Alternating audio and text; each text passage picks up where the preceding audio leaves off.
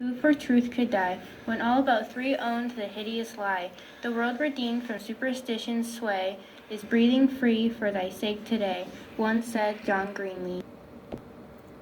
In 1962 through 1963, 200 innocent people died, all accused of witchcraft.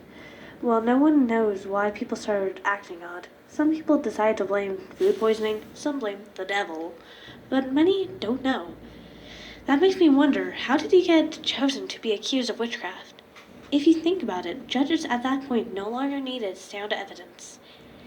At the point of the Salem witch trials, if it had happened years before, judges would have laughed and told them to get out. During the witch trials, they even took "I saw a cat near them that no one else saw" as evidence. During this time, doctors did not have diagnosis for things like food poisoning. Instead of thinking about what might cause outbreaks most witches were experiencing, they decided to blame the supernatural. At first, there were two girls experiencing outbreaks, Elizabeth Parris at the age of 9 and her cousin Abigail Williams at age 11. A couple of days later, Ann Putman at age 11 started showing signs of outbreaks. Once they started to calm down, they blamed 3 women for causing the outbreaks.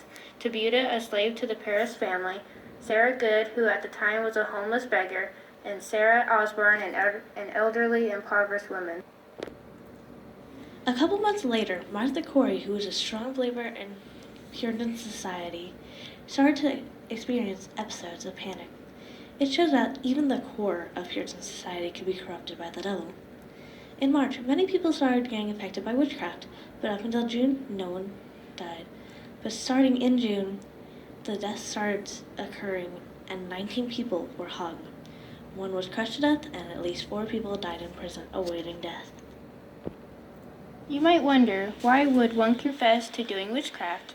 The reason confession would have a better outcome is because you tended to get to live if you confessed.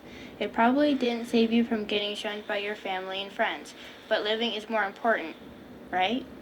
Denying to anyone that you did not do witchcraft got you hung. Hangings tended to take place in the middle of town or in the town square.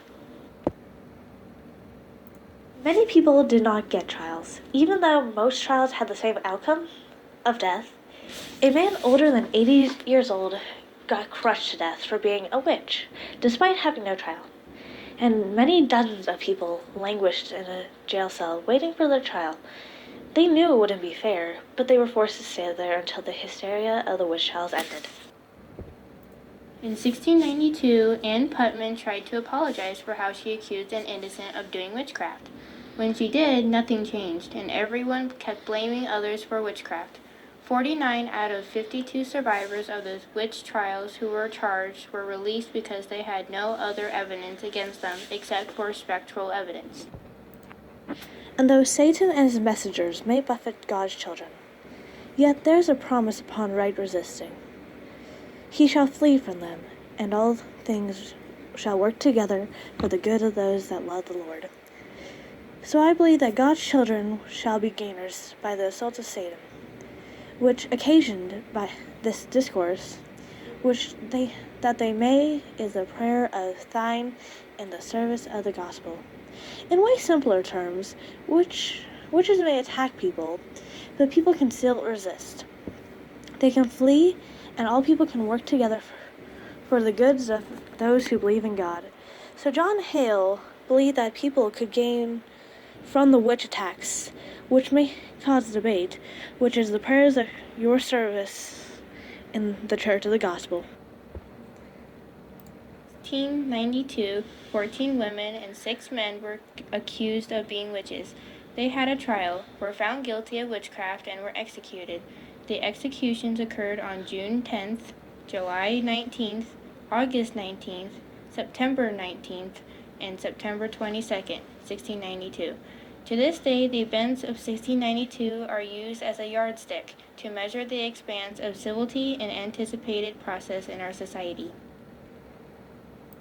In a letter to John Richards IV on December 14th, 1692, it quotes, "In this thing the scripture pattern seems plain, and among the people of God I have the concurrence of the most able, the most learned, and the generality, an army to a man."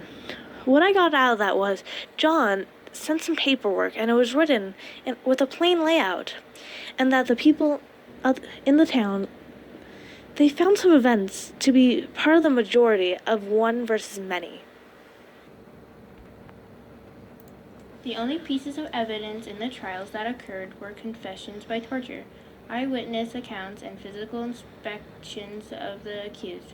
Most of the time, there was no way to prove them guilty, so during this time, it was guilty until proven innocent. Many people got accused of special evidence, which consists of seeing them outside of their body and seeing them in dreams. John Hawthorne had questioned Sarah Good on the March 1st hearing, curious of why she supposedly did what she was blamed for. Sarah Good, what evil spirits have you familiarity with? Have you made no contract with the devil? Why do you hurt these children? She replied, I do not hurt them, I scorn them. Who do you employ then to do it? She replied, I am employing nobody. What creatures do you employ then? She replied, no creature, but I am falsely accused. There were 7 main tests. Depending on the test you got, said how likely you were to die from it. The swimming test meant that you were dragged to the closest body of water, stripped down to your undergarments, tied up, and then thrown into the water. According to what they believed, witches would float because water would rebel off of them. The prayer test meant that you had to recite part of the Bible without making mistakes. The incantation test meant that they had to choose a victim and tell the devil to possess them. If they changed, death would occur. The witch cake test. They would take the victim's urine, mix it with rye meal and ashes, and bake it into a cake. Then proceed to feed it to a dog, in hopes that the dog would get possessed and end up saying the witch's name. I'm assuming this one didn't work at all. The witch mark test. That test meant that you were stripped and inspected for blemishes or signs that you were associated with the devil. After that test, you were put through the pricking and scratching test, which was stabbing you with a needle until you didn't feel pain or bleed. To think such a huge portion of research came from one simple question: how was one decided to be a witch?